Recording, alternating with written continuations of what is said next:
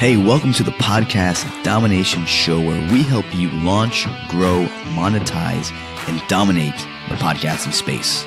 This is a show where we believe that if you can get attention with your podcast, you can influence someone.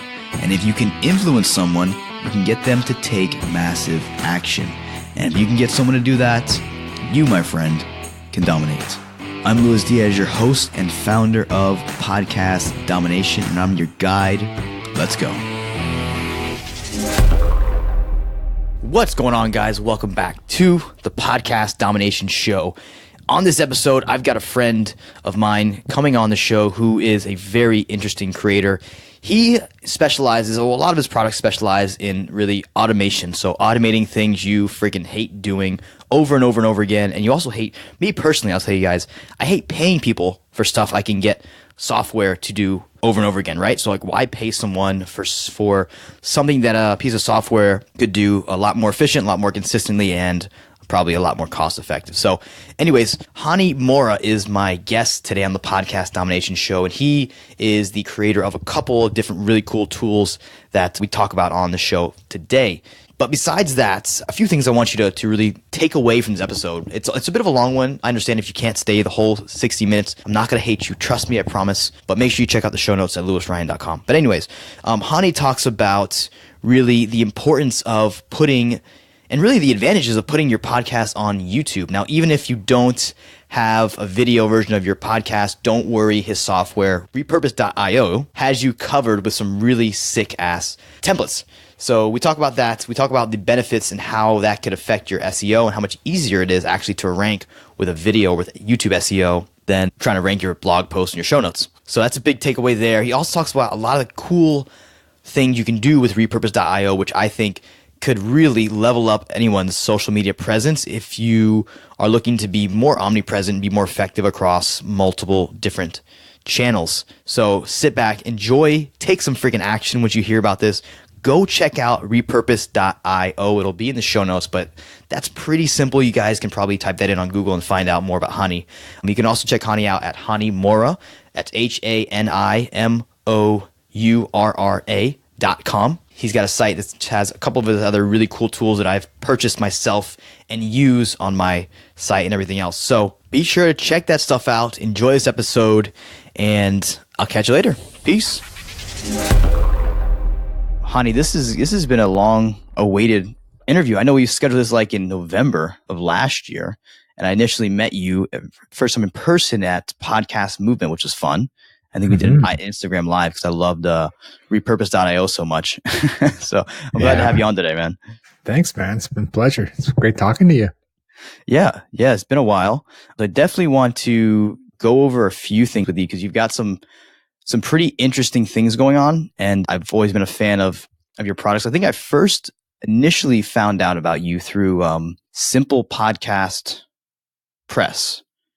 Correct. I'm saying that correct. Yeah, Simple Podcast Press. And for those who don't know, we can just dive in right there, and then we'll kind of backtrack into how you got into this. I guess we can dive in right there. Was that your first product that you built, or what was kind of your first software product that you built for the podcasting space, or just in general? Actually, the Simple Podcast Press is my first one in the podcasting space, but I had one before that in the content marketing space, in a similar space. Basically, it was a WordPress plugin for YouTube, and that was my first software I ever built. And basically, the idea was to automate making blog posts for you. So you put a video on YouTube, blog post appears on your site with the video embedded and all the comments. So that's how I got into this space. I've been a YouTuber. I don't say YouTuber, but I've been a video blogger, I guess, back 2009, and I just wanted to automate some of the steps I was doing. I have a software background, and I love geeking out about automation. Kind of was something to help me save some time, and that's how the first plugin was born. It was called Simple Video Press. Got it. And so backtracking before that, your software background. We were going to talk a lot about automation today because that's one of the things I think you do really well. Like I've seen other people do it, but it doesn't come out as like how you envision it or how you want it, which is a different story when it comes to your stuff. So that's why I wanted to get you on. But going back into your history in software development, what brought that into your life? Yeah, I've always been a video guy. Like I would love, as a kid, I was always the guy who would take all the family videos and edit them together so we can actually watch it, right? You record hours of video and you would never watch it because it's not fun to watch. Right. Anyway, so I always loved video as a kid. I've always been spending hours doing that. Then I went to university and studied computer engineering.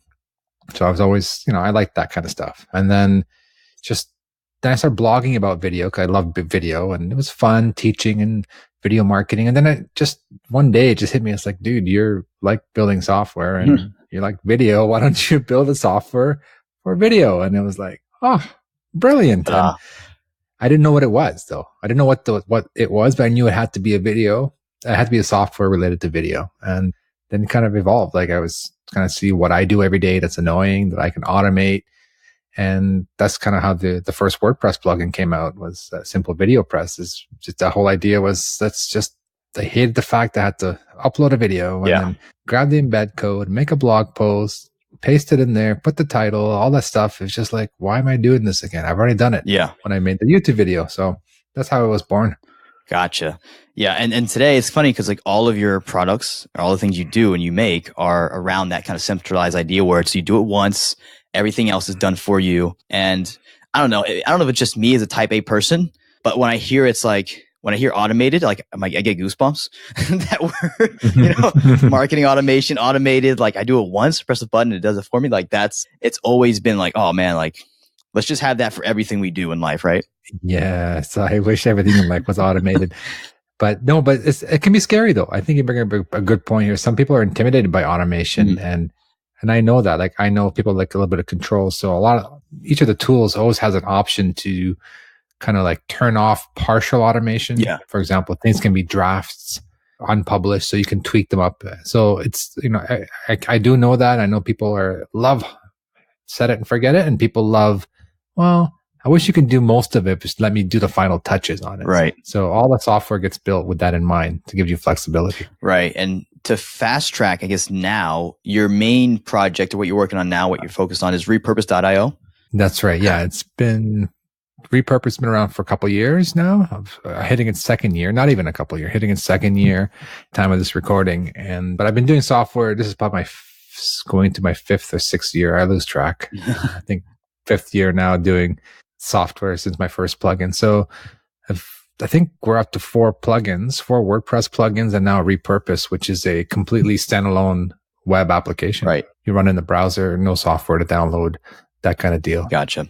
And the thing, why I bring that up is for me, it's, you hear all the time today, it's like you've got to be everywhere, or at least you have to have a strong presence on maybe just one platform. Obviously, most people are trying to do more than that. And it's hard to do more than that at once. It's really hard to be good at multiple platforms.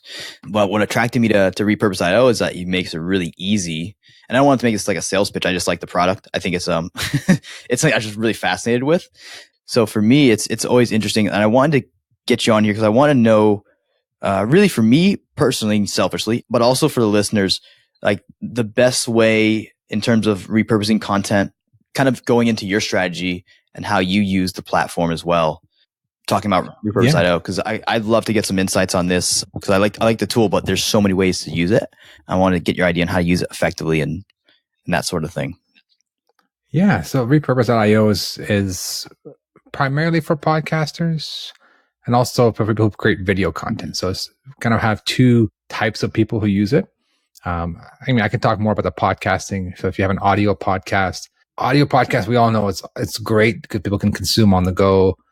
They can subscribe, via their favorite app, iTunes, etc., Apple Podcast. But sometimes they like your content, but people don't know how to find it on a podcast or how to listen to it on a podcast. So that's kind of where having it on other social platforms, having a video version on YouTube and having it on Facebook and having it on your blog, those things come in handy because, well, it just attracts an audience that doesn't really know what a podcast is, but they can still benefit from your content. Right, exactly. And I've learned, it's like, it's not really about having a podcast as much as it is about having a show and having a message you can get out to people to get them to take action on something. And so it's like, it doesn't really matter where that hits them, whether it's Facebook or Instagram or LinkedIn or podcast. It's a matter that it gets out there, right? Yeah. And out there on channels that people hang out on. Like people will find it on the channels they normally hang out on. So some people love Instagram, some people love Facebook. So you want to be on those platforms, not to be all, hey, I'm everywhere, but you're just available to new listeners and new people to find you and discover your content. Yep, exactly. And now in terms of kind of content marketing, I know it's a broad term, but I want to position it kind of for the podcaster who's maybe they're 6 months in and they're trying to figure out, how do I get my content out on other places?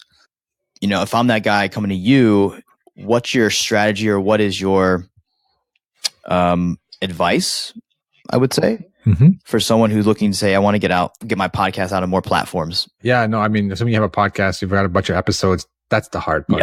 Yeah. Getting it out, getting good content. And that should be your main focus. Secondary is, of course, you want people to listen, consume, watch, read your content. So at a minimum, you want to have your podcast episode on a website, because something you own, a property you own. And the whole idea here is that two things for me. One is you can send people to a page, people who don't necessarily have smartphones or they don't know what a podcast is. You can get them to actually consume your content. You say, hey, visit this page and you can go ahead and just listen to my episode. And two, even more important for me, is you can get people on an email list. Can't really do that on other platforms, especially on an audio podcast. But if they're listening on your website, you have some kind of email opt-in box. That's an opportunity to have a two-way conversation to get them on an email list. Gotcha. So that's number one, is just get it on your website. Make sure that it's easily consumable. Click a little simple play button on your site, something obvious, clear for people to just click and listen. Got it. And in terms of number one, yeah, what would be the next, I guess, recommendation for you? To me, I mean, what people mostly do is, obviously, once on their website, they tweet it out, they share it on Facebook, but they're sharing links to their website, which is great. It's just one way for people to click through to listen. What I recommend doing above and beyond that is to get it onto other platforms natively, so people can consume it on that platform without having to click a link. So the two places I tell people to do is to go onto Facebook as a video. Facebook loves video. So basically converting an audio podcast into a video version of it, and then having that uploaded to Facebook and having that uploaded to YouTube as well. And you want to do it on Facebook because if your audience is on Facebook, they can watch videos natively without having to leave, right? And Facebook loves video. They don't like links, especially when you try to embed a YouTube link. They don't like that at all. So uploading a full video to to Facebook, Facebook loves you, will give you more love. And then another interesting kind of side effect, which I kind of started discovering this more recently, is if you have a business behind your podcast, and a lot of people do, they have products or services they're offering, you can retarget sending Facebook ads to people who watch specific videos for a certain duration of time. So, you can have this content library of videos on your Facebook page, and then you can start sending ads for very cheap on Facebook, only to those people who've watched or listened to your content on your Facebook page. So it's almost like a filter to say, hey, people are interested in this topic, I can retarget them and send them ads. So just having that content on there gives you that flexibility down the road. Nothing you have to do right away, but it gives you flexibility down the road to send ads to them if you decide, or if you have a business behind your product. If you don't, it's just a great way to get exposure. People can watch on their phones. I say watch, but really they're listening to the audio piece of it.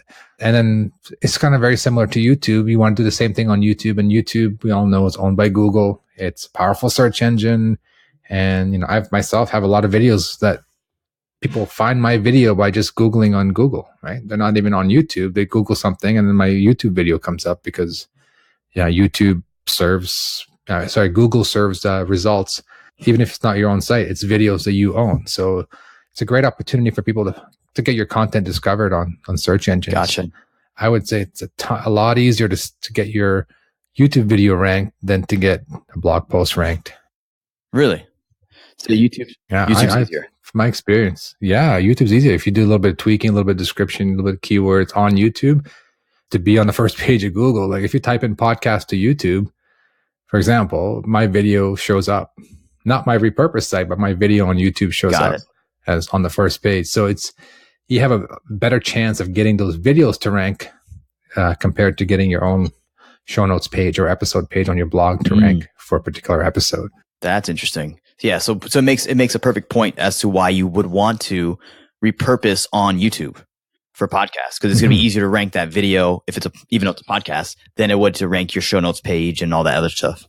Exactly. And then just like all other platforms, Facebook, YouTube, all the platforms, it's very important to have a call to action. Yep. And one call to action is recommended by me is just don't tell them to follow me here and subscribe here and do this and that and the other. He's like, I don't know what he's talking about. Say, click this link, and if you want to learn more, or if you want to download this free something, or do you want to join this Facebook group, whatever your call to action is, just make it one, and make sure you add a link to your Facebook post, to your YouTube description. And of course, if they're on your site listening, you want to have an email opt-in box on there. So the content is there for a purpose. The content is there to educate, build trust. But at the same time, you want a user to take some kind of action, whether opt into an email or, join a Facebook group, etc. So every piece of content should have a call to action. Two things there I think are really, really important. Number one that you mentioned is the retargeting ability on Facebook. So it makes a perfect business case as to why you want to get your stuff on Facebook, just so that you have it there. So when people are watching, you can pull the ads. You can look at like, how can I use this and run ads to it? What ads should I run to it? What customers are, what are they biting for? And then number two, which is blanking on me now, so I'll come back to it later. but that was the big one. Like, you can use it for paid ads in the future, right? Yeah. So I just want to clarify. So you don't have to send ads to that episode. Right. What you're doing is people consume that episode or watch that video on Facebook on a particular topic. You say, oh, wait a second, this guy's watched, let's say 50% of this video. They're interested.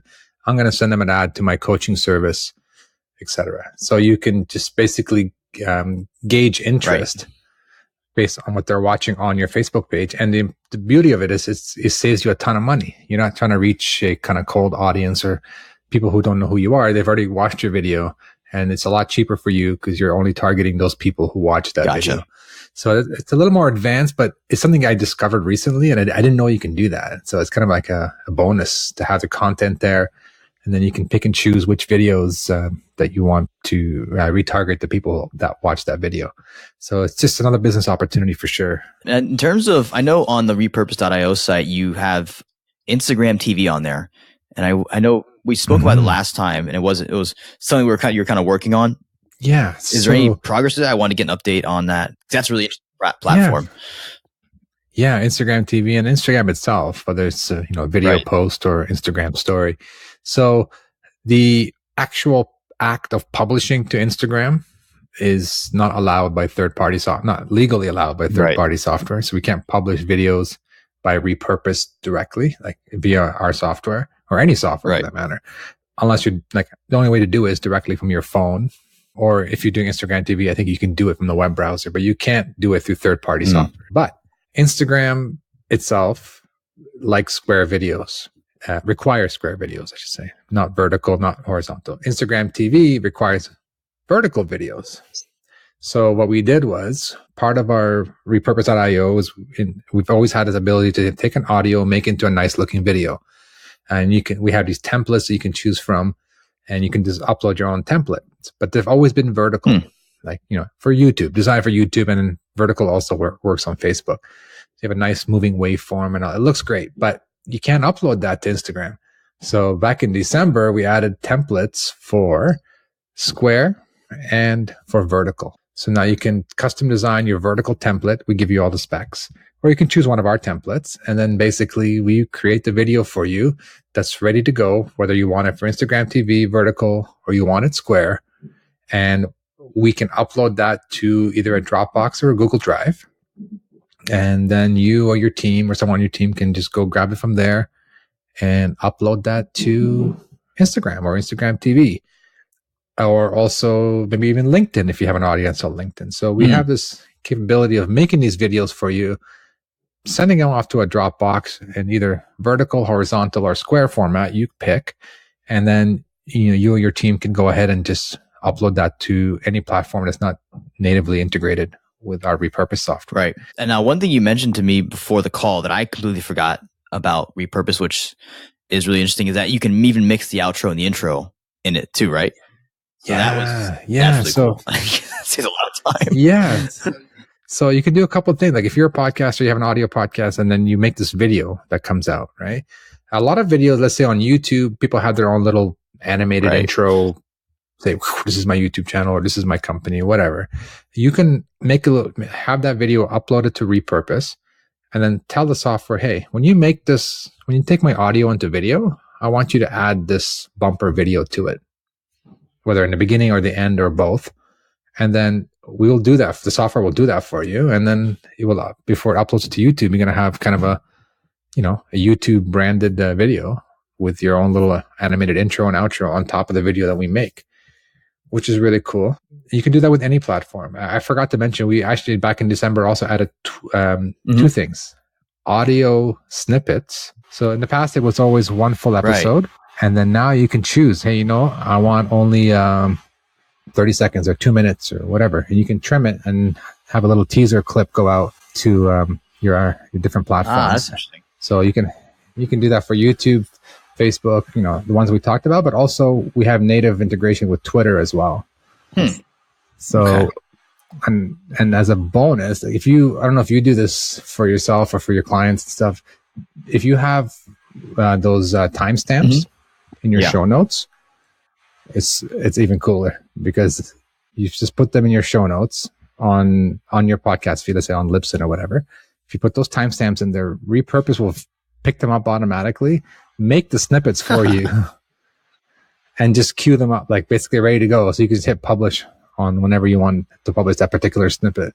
So you don't actually have to go in and cut it down to 2 minutes or 1 minute or whatever. You will just pick up the timestamps and get them ready for you. You don't have to use them, but it'll just get them ready for you. So you definitely check out the audio snippets, which is a good way to kind of promote a little teaser clip or maybe a very important quote from your guest that you want to integrate into your social media marketing. So say, hey, you want to check out you do the video, 30 seconds long. They hear an interesting quote, say, stay tuned. We're going to release this next week, or we just launched a full episode. Click here to listen to it and send them to your site. That's powerful to listen for. Now, I want to step back a little bit and kind of give the big picture here of why this is important, kind of why content repurposing is important, because I've been on the hamster wheel building content with a podcast and then using my team to repurpose it. And it's a lot of legwork. It's a lot of planning.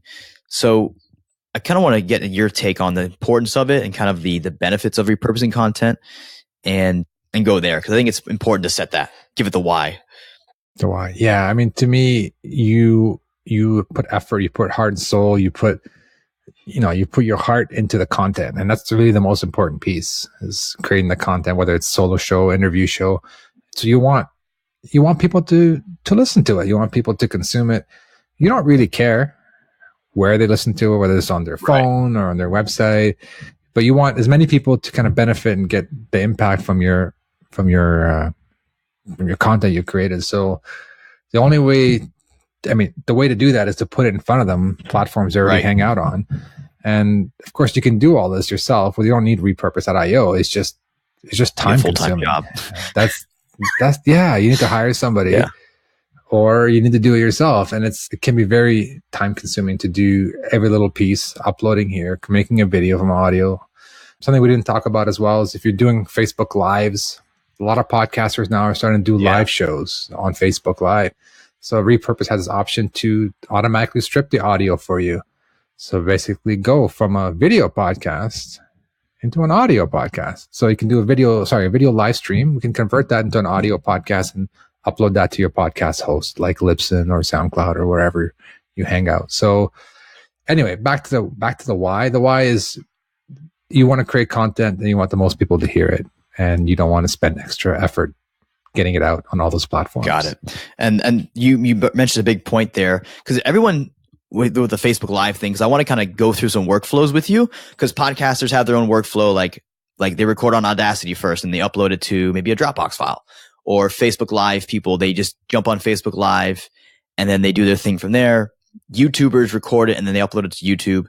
And I know there's some different ways you can kind of use, like keep your same front end part of your workflow, and then let repurpose.io do the rest. So I wanted to walk through those to give people some context and for my own clarity as well, because I know some certain workflows, but I don't know all of them. So I'm pretty sure I'm under leveraging it. Like, we'll take the first one from the Facebook Live perspective. So where else can it go from there after, if you're using repurpose.io? Like, I know it can go to your host for Libsyn. What else can you set it up to go after that? That's a perfect question. So the idea here is you want to take your Facebook Live, get it onto YouTube. That's number one. So if you're not doing that, that's the first workflow I would set up on Repurpose, or do it yourself manually, whatever. Just get it on YouTube. We talked about the importance of YouTube and SEO and discoverability. Next is on your website. If you don't have this video on your website, you definitely want to get it onto your website, like embed the video. We have a plugin called Simple Social Press that will do it automatically. Like, take a Facebook video, put it on your blog. Same kind of thing. You're just putting it on content where people can consume it. People who may not be on Facebook, they may not know anything about you. You can send them a link to your blog. Hey, watch this video. So definitely have it on your blog, number two. And then this is not for everybody, but I think it's for everybody, but people don't, I don't know. want to accept it. They don't want to do it, or I'm not sure the reasons, but I say there's no harm in trying, no harm in getting your video content, a live stream that you've done, into an audio format. So the people who like consuming audio, people who like to go for walks, the gym, driving, they can't watch your live streams. They can subscribe to your show as an audio podcast. So we have an ability in Repurpose to take a live stream after you're done, strip the audio, even allow you to upload an intro and an outro that we stick to it. And we can directly publish that to SoundCloud and or Libsyn. So if you're hosting your podcast on Libsyn, let's say, we can upload it, which means if you set it up to be fully automated, you can go live within an hour or so, and you're done your show. Automatically, you will have an episode that's on your podcast feed live if you want it to be. It could be draft, but it can be live. Basically means it's on iTunes. Your subscribers get notified. It's on Spotify, wherever your podcast already lives. You basically, your episode will appear automatically. So it's that powerful. It's that easy. You didn't have to do anything extra. You just went live. And then using the plugin, you can have it on, using Repurpose, you can have it on YouTube. You can have it on as a audio podcast on your podcast feed. And using that plugin I talked about, you can also have it as a blog post. So imagine doing one piece of content and you have it on 3 different platforms. Exactly. Literally without doing anything. You don't even need to log into Repurpose. You don't need to log into your blog. It just happens. Yeah, that's powerful. And that's the cool thing about it. One question in terms of show notes. Mm-hmm. Could you pre-write those, or would you have how would that work if you wanted to do show notes, something like that? Yeah, so there's 2 ways. You can save it as draft, and then in WordPress you can, if we're talking about Repurpose, like taking your audio podcast to YouTube, basically we read whatever's in your podcast feed. So when you go and upload an episode to, let's say, Libsyn or whatever podcast platform you're using, my recommendation, if possible, is to basically put in your show notes right there in the description field. Put in your show notes if you have them ready by then, and then that will get pulled into to the YouTube as your full YouTube description. So you don't have to go and edit the YouTube description. It's ready to go.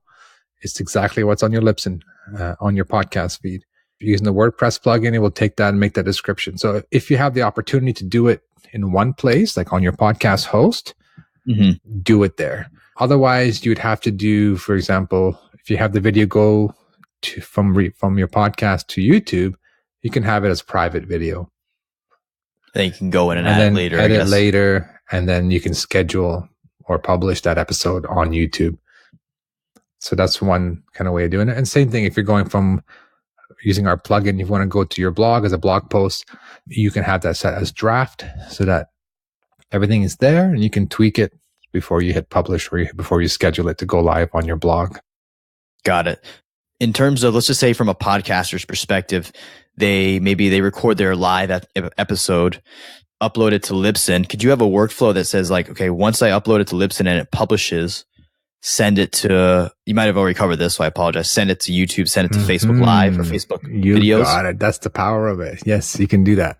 And the Okay. way you do it is basically 2 workflows. We call them workflows. Each rule is what we call a workflow. So you can have one workflow that says, after I go live, send it to Libsyn. And then you can have another workflow that says, whenever you see a new episode on my podcast feed, send it to YouTube. Got it. So one will trigger the other because your Facebook Live will add an episode to Libsyn, which means that it's live on your feed. It's live. It's, live podcast episode. And then Repurpose will go, oh, I see a new episode on your podcast feed. I'm going to make a YouTube version of it or a Twitter version of it, or et cetera. You can make a million, there's unlimited number of workflows you can make with the software. And that's actually a very good example. You can have one trigger the other. Got it. And in terms of, say you're a YouTuber and you're uploading videos to YouTube, you do your normal workflow, you edit your stuff. And then once it goes live on YouTube, could you then have it trigger to set up to send it to, say, a Libsyn for a podcast and your Facebook page? Would that be? That's a great question. Unfortunately, YouTube does not allow third-party software to download the video. Like, we can give us access to the video. But what I tell people to do, it's kind of almost sounds not the normal suggestion, but I always tell people, if you have a video, don't upload it to YouTube first. I tell people, upload it to your Facebook page. And the reason is because Repurpose, you can make a workflow that says, take my regular video I just uploaded to Facebook and send that to YouTube. Exactly. And then saves time. Yeah. And then say, take that regular video, strip the audio, turn it into a podcast and send it to Libsyn. So by uploading it to Facebook, Repurpose can take over and send it to YouTube for you, send it as an audio to your Libsyn. It can, trigger whatever actions you want it to take as well. And then the WordPress plugin as well, it can be set up to embed that video on your blog. So we've always been talking Facebook Live with Repurpose and the plugin, but in reality, it's any Facebook video, like even a pre-uploaded one. You can make some rules around it so that it, you can configure workflows to do whatever you want with a regular video. And they can be different. So you can say, well, my Facebook Lives do this, but when my regular videos do that. They do something. Yeah. And then to take it one step further, I'm such a geek. I know I'm geeking out on this, but you can say, if you see a certain hashtag in my Facebook video description, then do this. If you don't see it, then don't do anything. So what would be an example of that? Yes. Like, what kind of action could you get them to take? Yeah. So for example, what this was designed for is for 2 things. One is sometimes people go live on Facebook, but they didn't put the quote unquote show notes. They haven't put it in the proper title, description. Yeah. Right. And they don't want that to go to YouTube yet. So what we do is you can tell Repurpose, hey, don't do anything until you see a certain hashtag. Let's say hashtag Hani Morris show or whatever. Mm-hmm. Yeah. So I go live do my thing. Then I go back and I edit the post on Facebook, put in all the, quote unquote show notes, description, links, clean it all up. Mm-hmm. Then I put the hashtag in there. And as soon as I do that, Repurpose will say, oh, I see the hashtag. Now I'm ready to publish that to YouTube, which means all the proper description, proper title will all get carried over to YouTube as well. So you don't have to duplicate editing the video title and description on Facebook, editing it again on YouTube. Got it. So you can have it set up so that the hashtag will trigger it. Before then, you put in your title, your show notes, and all that other good stuff. Or you can even have a assistant do this too. Exactly. Awesome. You can just go live and then the assistant go in later and put in all the show notes. And then Repurpose will wait for that certain hashtag and will wait for it, which basically tells it that the description is ready. I want you to publish it now. And you don't even need to log into Repurpose. It just by adding that hashtag on Facebook, within an hour, you'll go published on YouTube. That's one use case. Another one is if you're starting to use Facebook Live and convert it into podcasts, you can. Which a lot of people are. Yeah, and you don't want every single Facebook Live to be a podcast. You may not want that. Maybe you do a live when you're out with a customer or client or whatever, and you may do some live in the studio. So you can say, hey, only when you see this hashtag Hani Mora podcast or whatever you want. Yeah. Then you take only those episodes and publish them to my podcast feed on Libsyn. So it's a way to let our system know that, okay, Yeah. I'm only going to convert these particular episodes into podcast episodes. So it's kind of an Got it. advanced thing. It was a customer request, and I think it's been one of the greatest features because it helps people do a bunch of content, and then they don't have to log into Repurpose and pick that episode to publish it to YouTube and pick it here. It's all done automatically, but it has you have a level of filtering or control to tell our system that this one belongs as a YouTube video and this one should go as a podcast, or, you have a lot more granular control. Got it. And do you have, I'm sure you do, I think I've seen some of them, but I just want to clarify, do you have videos on this that show people like how to make the workflows and like specific ones on maybe YouTube, or is it on repurpose.io? Yeah, there's 2 videos. I mean, I got to do a lot more because we've been adding a lot of more features, but actually it's one of my high priority items for early this year, like in January, February, is to kind of build up that library. But we do have a few videos on the repurpose.io site, one that shows you podcast to YouTube and one that shows you Facebook Live to YouTube. Just kind of walks you through the workflow, the settings, just to give you a feel of how it works. They're both on the homepage of repurpose.io.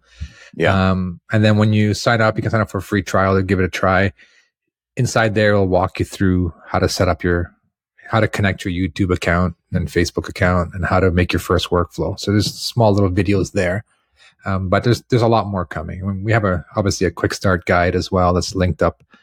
When you log in the app, it'll give you a guide, but we're trying to get more visual and making small little videos that walk you through, how to go from Facebook to Twitter, Facebook to YouTube, and then from audio podcasts. So we're going to do unique videos for each one, walk you through, cool. And I'll just talk about the different templates. So that's something that's in our plans for the next month or two, because it's very important.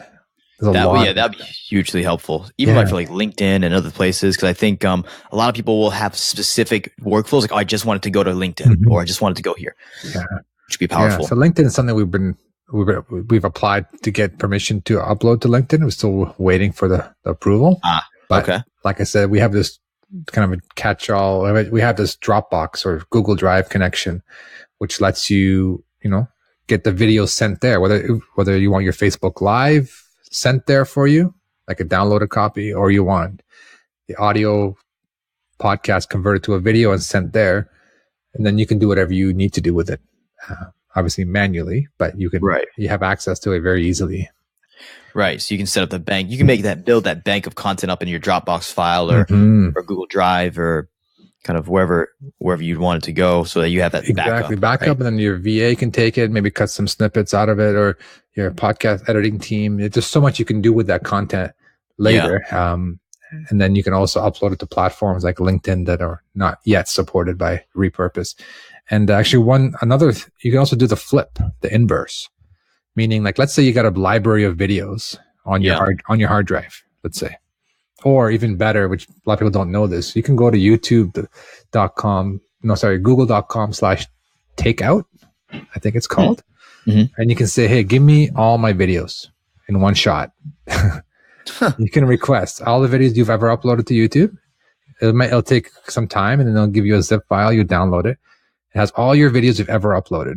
Then, oh my God, which is cool if you have a lot of videos on YouTube. Then you can say, all right, I'm going to throw those all into a Dropbox folder.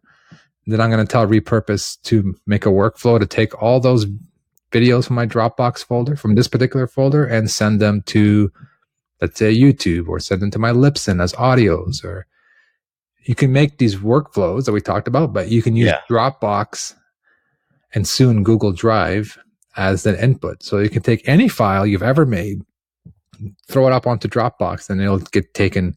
Repurpose will take it and publish it to where you want it to go. And could you have it set up to where if it wants to send it to Libsyn, it could add that intro and that outro? Exactly. So every workflow has any video, or actually all workflows, I think, have the option for adding intros and outros. So if you're making it going to Libsyn as an audio, you can upload an audio intro outro.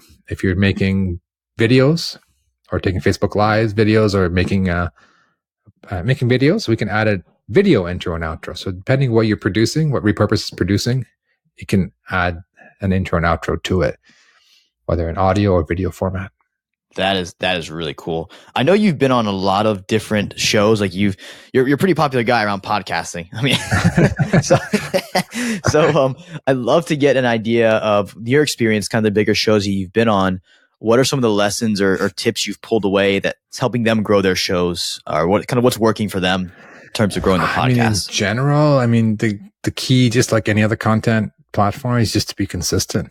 Mm-hmm. Definitely. Be consistent with your timing, even up to the timing. Like if you release at 10 o'clock every Tuesday, I'll tell you a funny story. A podcast I follow for years now. It's like a software startup podcast.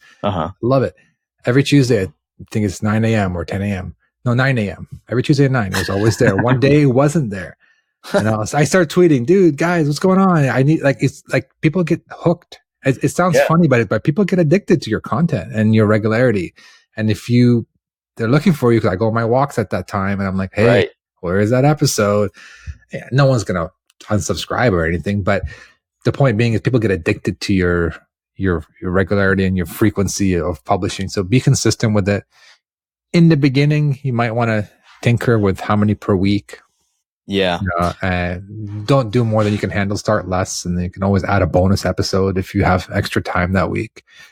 Definitely. And then obviously the final tip is like batching. Of course, people always talk about batch, create a couple episodes, give yourself some space to breathe, because we know that a lot of podcasters, it's not their full-time job. It's like part of their business, right? It's a piece of their business. It's an important piece, but it's a piece. You can't dedicate, half, 3, 4, 5 days of the week to a podcast. Yeah, exactly. So, try to build 3 or 4, especially if you're in the mood, you got the setup going.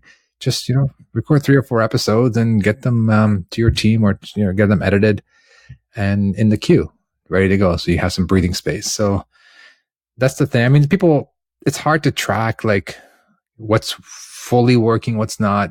Like I've seen people get a lot of more views on Facebook versus YouTube as a video. Like repurposed customers have to say, oh, I'm getting a lot more views on Facebook because maybe their audience hangs out more on Facebook. Right. And then Facebook has a cool feature where you can watch a video and keep scrolling. So you're not taking people off the site. They're on Facebook anyways, and then they see your little video and they click on it and they can listen to it while they're still scrolling and checking out their feed.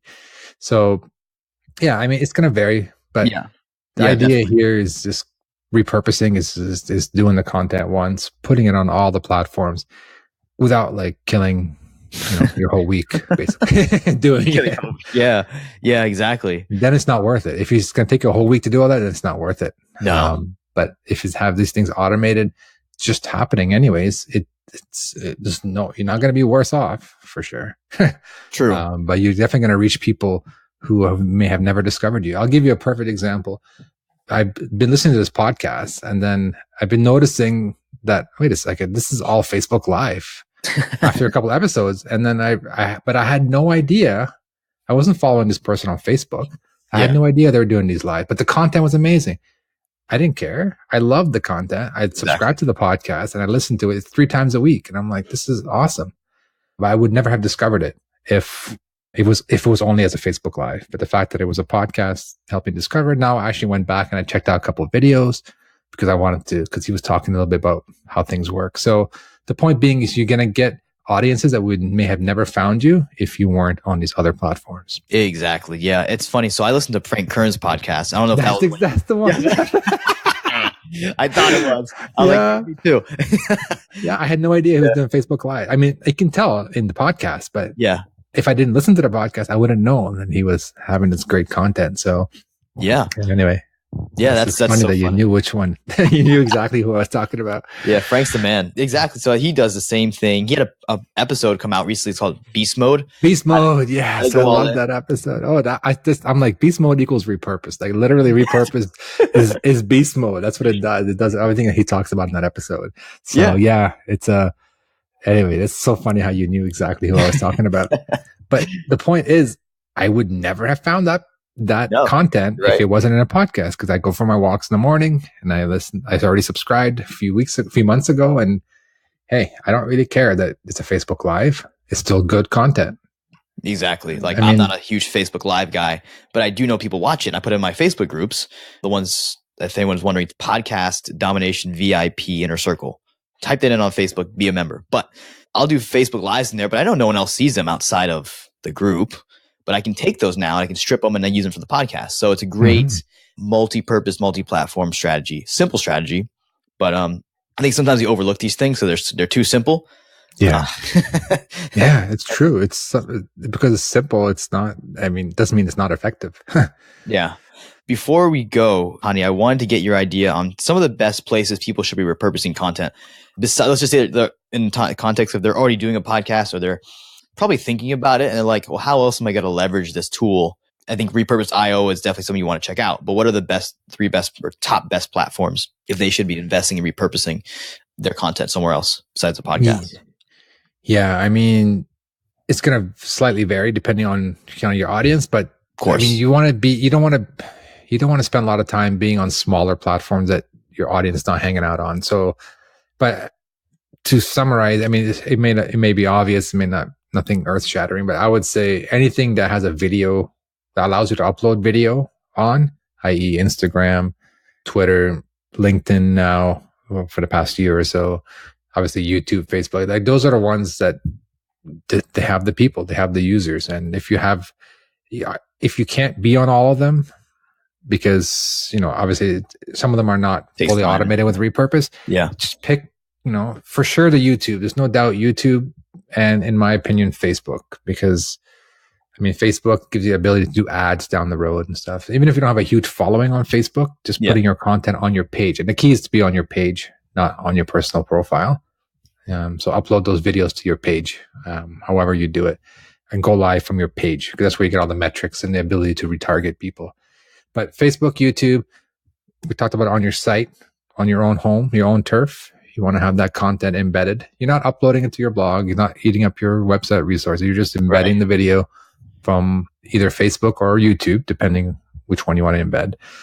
I don't have a lot of experience with Twitter. I don't have a lot of good results, or not results, I say. I don't have a lot of traction with Twitter. Same. But some people do. So if your audience is on Twitter, post the audio snippets. You can't put full episodes. You can do snippets, little short 30-second clips. Yeah. Do that and engage with people on there. Instagram is one I've been tinkering with. I hear a lot about, and my brother's in the personal training space. He's got his own business, and cool. In some spaces, Instagram is the way to go. Like he's closing clients through Instagram stories, and that's where his people are. And he's producing videos every day. He goes to the gym and just takes a 1 minute clip of some kind of root exercise he's doing, and it's working. Oh yeah. So the point is, you kind of know, you get a feel for where people hang out, your people, your audience, people you want to reach, and start there and then start expanding. Like I want to get into Instagram for sure, but I just don't really know. I mean, I've been learning a lot and found some pretty cool apps that help you cut videos into stories and stuff like that. But I found it was taking too much time for me. Yep, same. It's not fully automated. So I just said, you know what? Let me just focus on what's working. And, I can't afford this extra like half a day here. No, exactly. Because my audience is not there. I have a couple hundred followers. Like it's not worth my time yet. Right. No. So yeah, it's just kind of, you get to know where your audience hangs out, where you interact with people the most, and then just focus on there. And then once that's kind of automated and running, and then you can start tinkering with other platforms. I think once we get a repurpose.io function for Instagram, then it'll be. Oh my God, I'm dying. If they allow us to upload to Instagram, game over. Oh, I'll be in heaven. Yeah. Actually, one thing that we're doing now is, remember I mentioned like Instagram TV is vertical video, and Instagram posts are square videos. So everyone's got all these, it's kind of frustrating. So what we're looking at adding in the next few months is ability to take a Facebook Live or a Facebook video that's vertical. That's horizontal. Okay. Just, your traditional video, and then automatically make it into a vertical video with, maybe you can put a little quote on top of it or something like that. So that it shows up in your Dropbox as a vertical video ready to go to Instagram TV. So you can repurpose your Facebook Lives into Instagram videos. And so basically, or square version of it. So we'll take care of the resizing for you and formatting into the right spec. That's something we're looking at. We do that now with audio podcasts. I mentioned that we can take an audio podcast and make it into a vertical video or square or rectangular. But then the next step is to take a Facebook video and turn that, like, I don't know, you see Gary Vee do it on his Instagram channels, where you have a little title on top and the video in the middle. And so that kind of stuff we can try to automate with repurposed templates as well with your Facebook videos. We just can't upload it to Instagram yet. I'm hoping one day they let that, to give us that option. I'm sure it'll come, but right now it's just, at least we can prepare the full video for you. It's sitting in your Dropbox. You or someone on your team can just upload it to Instagram TV or Instagram post. Yeah, I think that's definitely got to be a powerful thing there for Instagram. If I could leave one tip off, it's like, if you could, so right now you can have it to where it's resized and sent to a Dropbox video or Dropbox file. Yeah, that's if you have an audio podcast, you can convert it into a video for Instagram. Yeah, or Instagram TV, square, vertical. Okay. So you can choose that in your workflow when you make it and repurpose. And you can have the pretty little template like set up the way you want. Yeah, exactly. And we take the title. You can even put a quote if you want to manually publish that episode. You can publish and repurpose it and just tweak a quote. Let's say you want to put a quote from your podcast episode. You can do right inside of repurpose, and it'll get built into the video. Okay. So that's like, I feel like that would probably be the best way to do an Instagram. You could have someone on your team do it after that. Hey, you just go into Dropbox and upload it to my Instagram TV. That's really cool. Yeah. And the beauty is, I didn't mention it in the beginning, for anything we talked about, it doesn't have to be going forward. Like, you can put a podcast feed in there, and let's say a podcast, you've had like 100 episodes in the bank. You've already done 100 episodes. You can go in and say, hey, send all 100 episodes to YouTube, send them all to my Dropbox, ready for Instagram posts, send them all to Facebook as videos. My gosh. And you click it and then you go to bed. And the next day it's done. The computer doesn't have to be running. There's no software to download. So it happens automatically for, new episodes, but also you can queue up your entire backlog. Yeah. Wow. So that now I know what my team is going to be doing. My assistant's going to be busy. Yeah. After this call. But cool. Okay. That's really awesome. That's good to know, because people are like, well, I've got a ton of great content on my feed and now I can't use it. That's really powerful. Wow. I'll tell some people about that. A lot of people don't. I mean, to me, it seems intuitive. I see this, I created the software, but a lot of people miss that point. They don't realize that when you make a workflow, you say, show me all the episodes. You can see your entire library of Facebook videos, your entire library of podcast episodes, and then pick them all, pick the ones you want or all of them. Yeah. Queue them up and go. You're off to the races. That's huge. Hani, I don't want to take too much more of your time, but I definitely want to thank you. And I want to leave you off with one question. If you had to help a new podcaster with one tip, I guess give them one piece of advice to launch a show, a huge show, amazing show, what would it be in terms of, let's leave off. Yeah. In your experience, you've been around the block, this space. Yeah.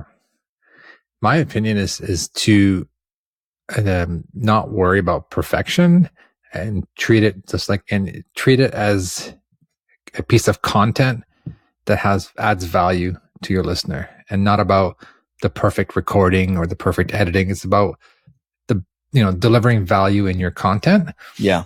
Focus on that. And then as you get better, you can improve your mic and improve your setup and get more comfortable, less ums and ahs, and that stuff gets better over time. But I mean, if you deliver good content, people are going to watch or listen, because it's about the content. Like we said, we listen to podcasts that were done live on Facebook Live, and because I enjoy the content. I don't care if he pauses here and there and he's talking about something on the screen for a few seconds that I can't see, but I still know what's going on. So I guess the point is focus on the content, and then improve and get better on the production value, because that is important. It has, it does make a difference if someone can't hear you or is crackly and stuff, but don't worry about that in the beginning. Focus on just getting good guests or getting good content out of your guests. I think so. I would say also study improv and that kind of stuff. Because if you know how to entertain and hook an audience, you can keep them around, and that's something I wish I would have learned how to do. Yeah. And have I think it goes along with personality too. Like, it's your show, right? Your show. You don't have to make it sound like some TV show or someone else's podcast. It's your show. Have your own kind of personal touch to it. If you do something or you say a certain phrase, or just be yourself and just make it your show, and don't try to be somebody else, and just do it the way you want. That's the beauty of it. It's your show. You own it. Good point. Great point there. Hani, where can people find you? I know you've got your website. I believe it is, repurpose.io is one. Yeah. If you actually head on to hanimourra.com, that's HANIMOURRA.com. It's got a little bit about me and links to my Facebook and products and stuff like that. Perfect. Okay. I will have those in the show notes, folks, over at lewisryan.com, and also in the Facebook group for those who will be there joining me. I think, Hani, I think you're in that group. Yeah.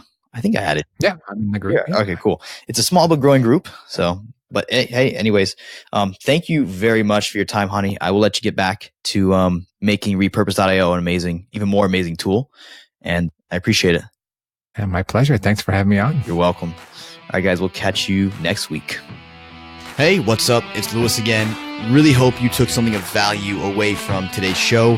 And don't forget, there's only one thing I want you to do if you need help, if you want to chat about this, if there's any way I can serve you, that is to text or maybe even give me a call at 561-405-7838. That is a Google Voice number that goes directly to my phone, so I will be on demand for you, and we can chat about how we can help you grow, launch, or monetize your podcast. Thanks. I'll catch you next week.